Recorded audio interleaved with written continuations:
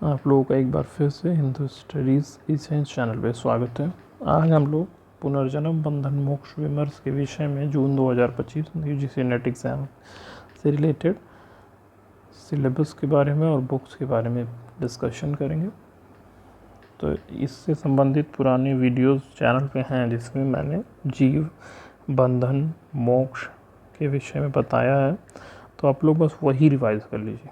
और एक बेसिक मैं बता दे रहा हूँ, जैसे कि इसमें जीव की अवधारणा आपको पढ़ना है। जीव क्या है, जीव के गुण, ठीक है। फिर उसमें भगवत गीता या उपनिषद में जीव वेदांत में जीव के बारे में क्या कहा गया, मतलब उपनिषद वेदांत, तो इसमें शंकराचार्य का क्या मत है। इन सबको आप जीव की अवधारणा में पढ़ेंगे। तो वो इग्नू के नोट्स में दिया हुआ है, जो मैंने चैनल पे भी डाला है। फिर उसके बाद है डेफिनेशन ऑफ बंधन, मतलब बंधन की परिभाषाएं। तो प्राकृतिक बंधन है, वैकृतिक बंधन है, दाक्षिणिक बंधन है। प्राकृतिक बंधन है प्रकृति के 3 गुण जैसे गुण सत्व रजस तमस के प्रभाव से जीव का बंधन में बंधना। फिर वैकृतिक बंधन है जैसे इंद्रियों सुख से संबंधित। फिर दाक्षिणिक बंधन है जो स्वर्ग आदि की प्राप्ति के लिए दान पुण्य कर्मों से उत्पन्न बंधन।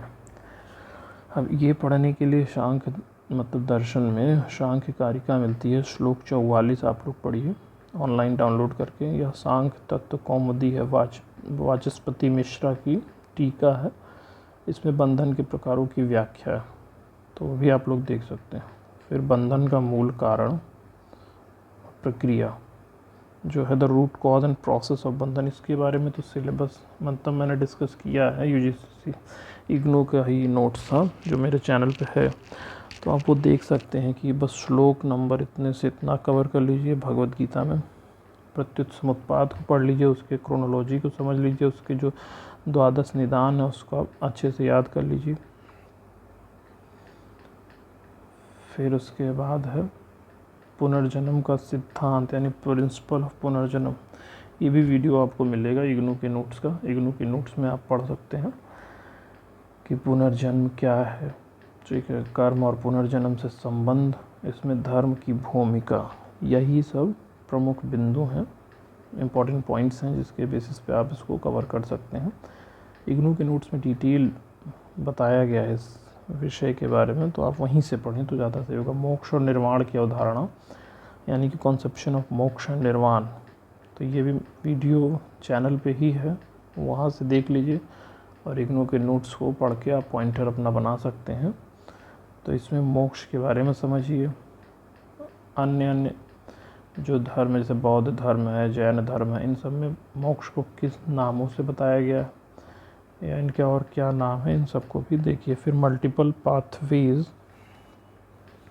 फॉर मोक्ष, अभ्यास कर्म भक्ति ज्ञान, ये जो 4 मार्ग हैं इनके विषय में भी बताया गया। तो जैसे अभ्यास योग के बारे में भगवद गीता में शायद अध्याय 6 का 35वां श्लोक, कर्म योग में निष्काम कर्म के लिए अध्याय 3 में 19वां श्लोक, और भक्ति योग में भगवद गीता का 9वें अध्याय का 22वां श्लोक, और ज्ञान योग के लिए 4थे अध्याय का 34वां श्लोक आप पढ़ेंगे तो आप समझेंगे मोक्ष, ये जो विभिन्न मार्ग हैं इनका क्या महत्व है।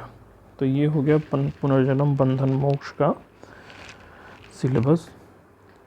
इसी चैनल हिंदू स्टडीज़ साइंस पे ही मोक्ष के विषय में, बंधन के विषय में, पुनर्जन्म के विषय में जो मैंने इग्नू के नोट्स पढ़ाए हैं उनको आप लोग पढ़िए, उन्हीं को देखिए, उसी के आधार पे इग्नू नोट्स को रिवाइज़ करिए, क्योंकि वो to the point and concise है कि आपको इग्नू नोट्स में क्या पढ़ना है।